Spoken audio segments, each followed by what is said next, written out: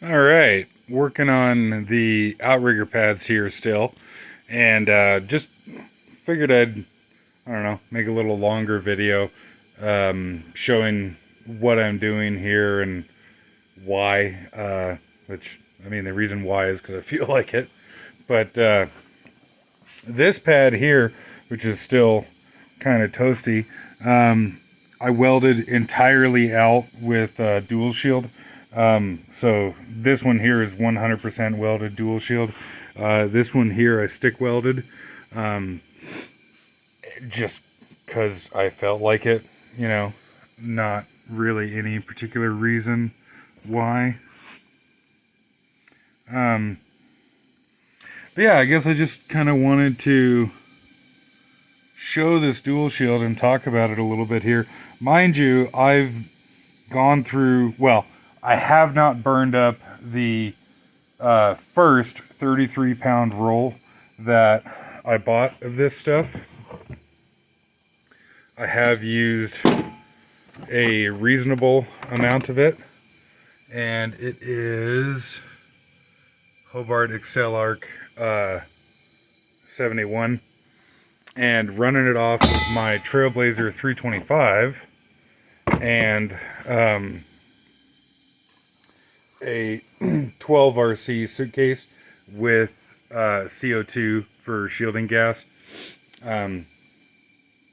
Basically just kind of playing around with it and what have you.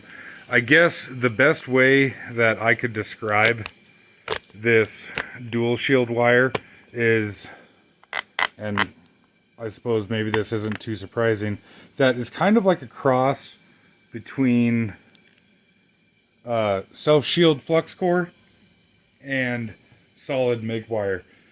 It the amount of smoke that comes off it is closer to solid wire than it is flux core. I'm welding in the shop here, and I got just one small exhaust fan going, and it's keeping up with it reasonably well. But yeah, I just really like the stuff. I wish that I had learned about this wire a long time ago, and been using it for the last, I don't know, however many years. But I'm glad I know about it now and just farting around with it and what have you. Like just farting around with it here and playing around with it, trying different settings and shit. But it's really pretty incredible how much weld deposit you can do so quickly. And it, at least with this wire and the settings that I'm using and everything, it is truly all position. I wouldn't go vertical down with it for the same reason, 70-18 and what have you. I don't know for a fact, but I would assume that the wire is not rated for vertical down, but welds vertical up, fantastic. Welds overhead, fantastic. It's just really easy to use, which is what it was intended for. Burns in really hot. Oh, yeah, burns in very hot. I actually warped a clear lens, and I had my face reasonably far away from it, but you can see it kind of. I was welding away, and it, like, what I thought had happened was for some reason I felt like there was a liquid. Well, I guess there was. I guess I melted the clear lens, but it just started to look funny through the clear lens, and then I realized that I melted the clear lens. But slag comes off in these just enormous chunks, and it comes off really easy. It's just, I don't know, all around a really fantastic wire. But like I said, I have not yet burned up 33 pounds of it, so, take what I say with a grain of salt. Certainly not the gospel or anything. I don't know how it's going to go over this stick weld here. We'll just try it and see what happens. And, yeah, figured I'd video it. And so I got these bolted, these pads here bolted to the outrigger frames, or the outrigger pad frame, or whatever the fuck terminology you want to use for that, just to try and control the warpage a little bit. They do actually bend outwards a little bit, even with this, but it actually works out pretty well for what I want to do. So, quite happy with that. I'm currently 24.5 volts at 380 inches a minute and right at 220 amps. It's actually like a relatively mild settings for this wire. Hobart says that on this 045 wire you can get up to like 350 amps or some shit. And 30 CFH straight CO2. I played around with it a little bit on 75-25, and I actually think I like the CO2 better.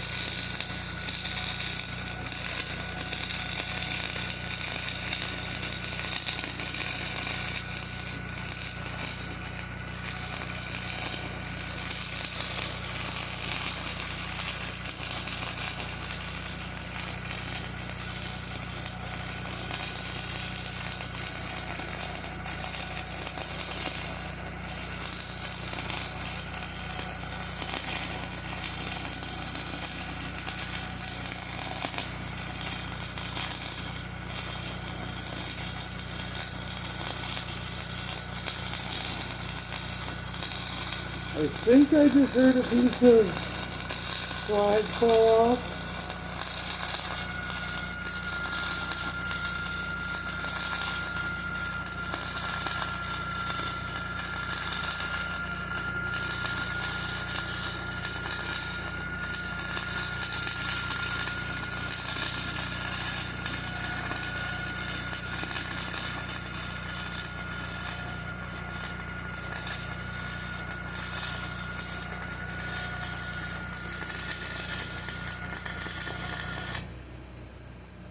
Oh yeah, look at that.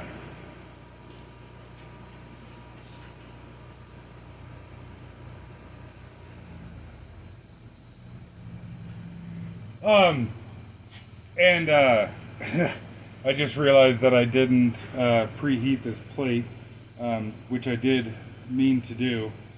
This plate is stone cold at the moment, so it's not wetting in there very well.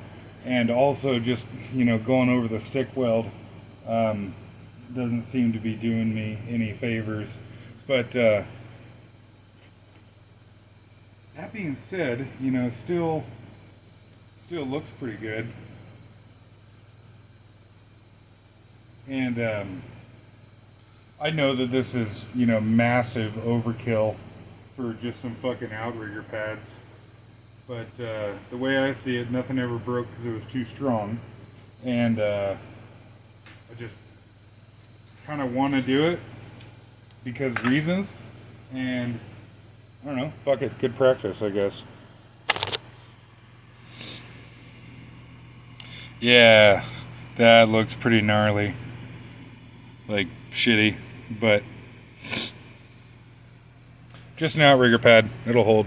And you know, like I said, practice, learning experience, what have you. I will flip this guy bottom side top wise and preheat it, and we'll see how that comes out different.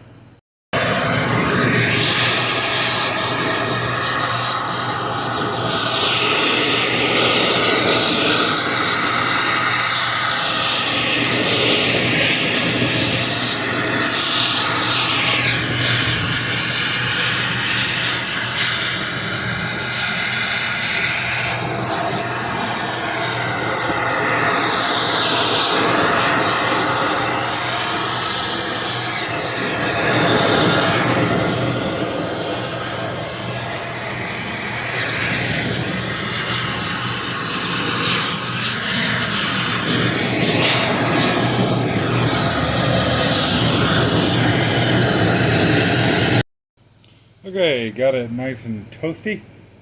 And I also turned up my voltage half a volt and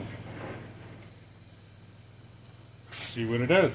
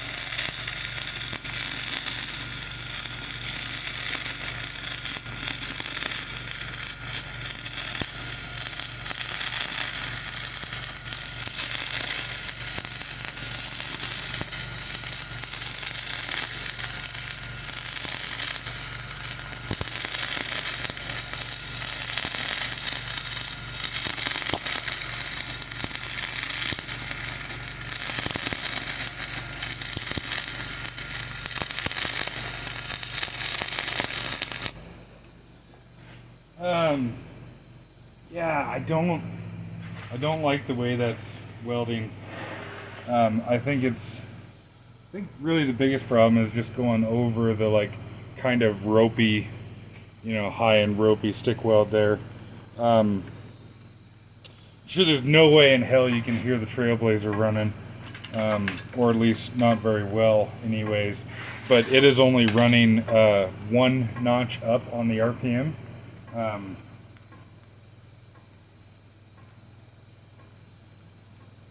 Just listen to that popping. So it's really cool that the Trailblazer, you know, just cruises right along while welding this. It's not putting very much load on the Trailblazer.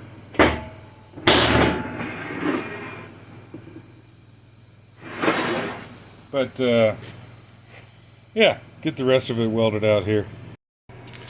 So I really do not like the way that this one came out versus that one. This is the one that I had like 3/4 of the way stick welded. And then you see that one kind of looks funky, but this plate is screaming hot at the moment. So I think that's why the weld looks funky versus that kind of has more normal look to it there. But yeah, I'm really reasonably happy with the way that came out there. I think that's pretty cool. And granted, this one here, you know, this is not really a fair comparison between the two, because this one I, you know, had partially stick welded and then dual shield, but also this one had gotten a chance to cool off completely from start to finish. In fact, it was even a week or so ago.